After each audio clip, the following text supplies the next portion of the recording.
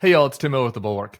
Sometimes it takes somebody from outside of politics who hasn't been broken by like partisan talking points to be able to speak clearly and explain to people in normal human language an argument that is not seeming to land when politicians make it. And we saw that over the weekend from Colin Cowherd, who's a sports talk guy. I used to listen to. I haven't listened to him in a while. And unlike some of these sports talk bros like Clay Travis, who've gone full MAGA and spew MAGA nonsense lies all the time, Colin Cowherd is just a middle of the road guy. He's a normal sports talk host, and he wanted to weigh in on the Trump trial. And he made 2 points that had a clarity that I've not heard from any actual Democratic politicians. And I want to share this because I think that this is important. If you're talking to people in your family, or if Democratic politicians are watching this, I know some of you are, you can learn a little bit from Colin Cowherd about how to talk about what is happening in this country in a way that I think will resonate more with regular folks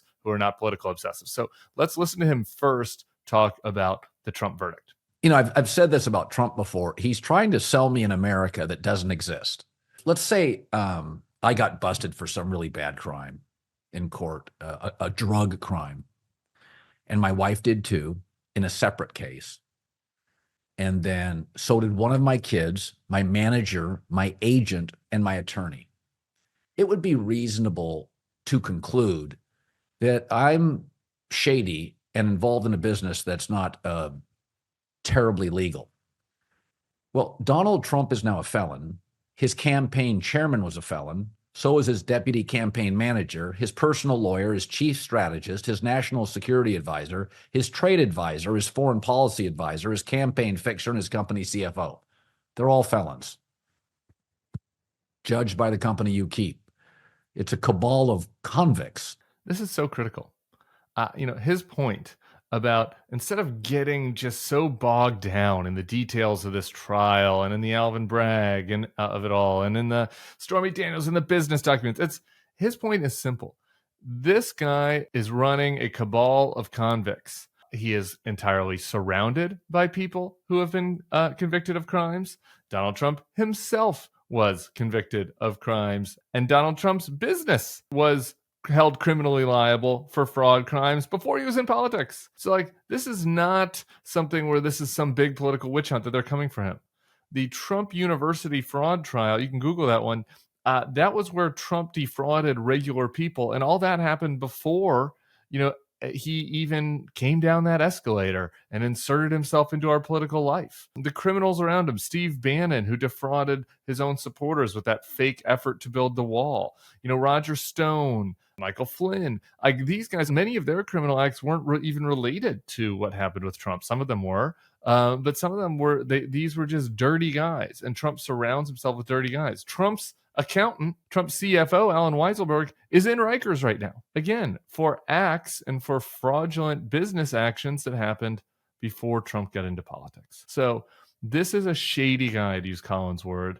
He's surrounded by convicts. It's a cabal of convicts. And so rather than being so myopic and looking at what, the details are of every specific trial, the question is, do we want somebody like this running the country? Do we want somebody this shady, this in bed with people who have been convicted by a jury of their peers over and over again to be the commander in chief, to be the leader of the free world? I don't think so. I don't think normal people do. As compelling as that was, here's the part that really stood out to me. Let's listen to Colin talking about the state of the economy. When you're constantly trying to sell me on an America that I don't see, I'm not saying inflation's not an issue, but I get on airplanes all the time, and it's not a bunch of rich people. I get on planes, there's people in normal clothes, they don't look rich to me, and the planes are all full, and the hotels are all full, and the freeways are all full. That means people are going to work. You're trying to sell me on this story and this narrative that's just not true. Trump's entire game plan is the country is in a free fall. The America that I live in is imperfect, but compared to the rest of the world, I think we're doing okay. I've been just thirsty. I've been like a man in a desert, parched for someone else to make the case that Colin just made about the state of the economy. Yeah, the America I live in is imperfect, but we're doing okay. That sounds about right. This is not a country in free fall. He goes on and on about how Dodger Stadium is full, how the airports are full. He says he looks around the airports. It doesn't look like it's like rich people with their fancy watches walking around the airport. That's normal people going on vacations. I was getting texts from people this past weekend, either over Memorial Day or first weekend in June here, where people were going to Disney World. Like Disney is packed. I had multiple friends at Disney World. Disney is fully packed. Everywhere I travel is packed.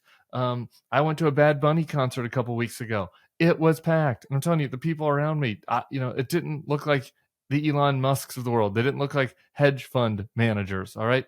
Like we are able to speak about this economy in a way that is just more in touch with reality, which is that, yes, inflation is a little bit annoying. Yes, there are people that are really struggling, like there always are.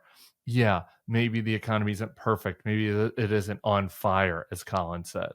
But the economy is doing pretty damn fine. This is not the Great Depression. This is not Bing Crosby, brother, can I spare a dime? That type territory here that we're in.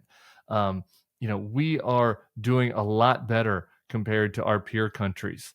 Most people are able to, go on a vacation and be able to enjoy this summer with their families in ways that are within their economic means. Yeah, I mean, there maybe certain people, maybe there's certain belt tightening that's happening. Interest rates are high. It sucks. If you want to buy a new house right now, it sucks for you. There are always going to be things that aren't perfect. But if you just objectively look at what is happening in the country, it's not American carnage. Okay. It is not a hellscape. We're not about to fall into the sea. And eventually, I'm praying and hoping that over the course of this year, the reality of a relatively abundant American economy is going to come in such stark contrast with the picture that Donald Trump and his MAGA minions are painting of this country that eventually, like, the disconnect is too great to work, right? Like eventually there are going to be some people that are like, this does not land with me. I don't think we need to tear down the whole justice system. I don't think that we need to fire all the generals and gut the government and completely change everything that we're doing in this country because things are so terrible. That's just not the world we're living in.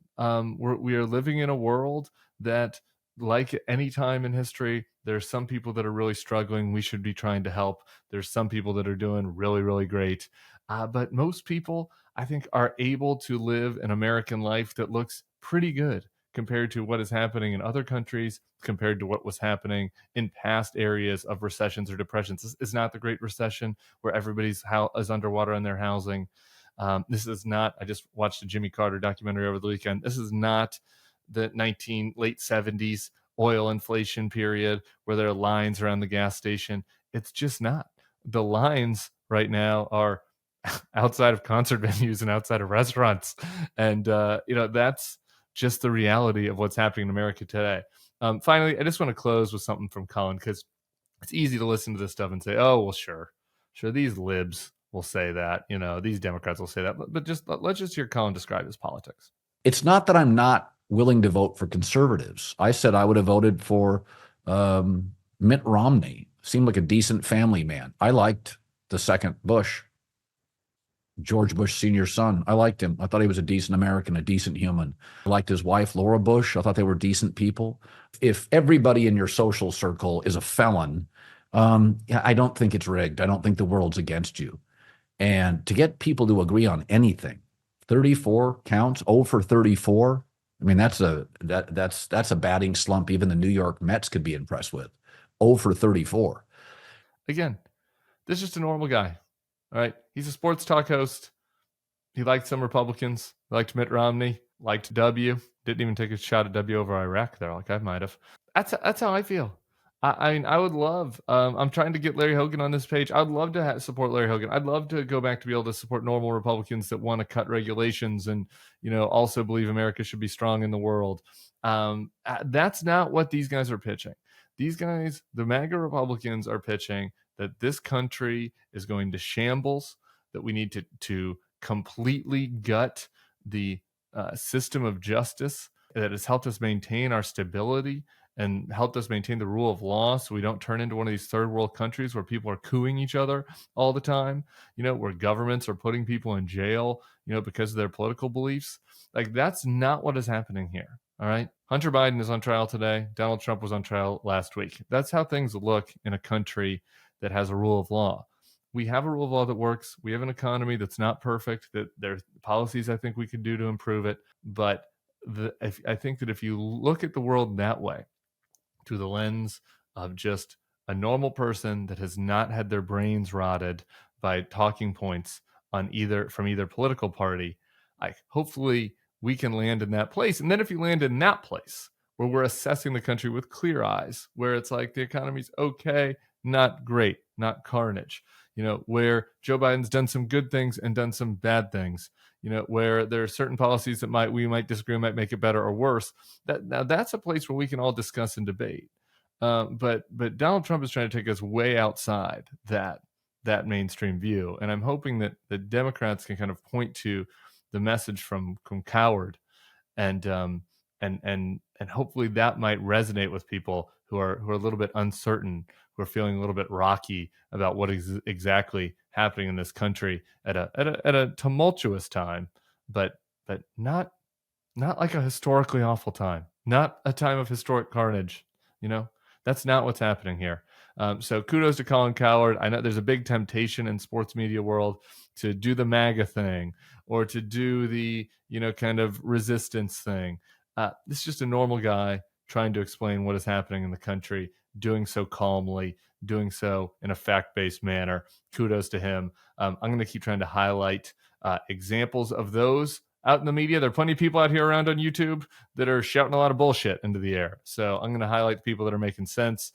Subscribe to our feed. We'll be back here soon. Talk to y'all later. Peace. Hey, if you like this video and our content, I'd love for you to become a Bulwark Plus member. You get bonus podcasts, you get bonus newsletters, you get bonus takes from me that maybe don't come up on the YouTube feed. You can try it out for free at thebulwark.com/free trial. The link is below in the description.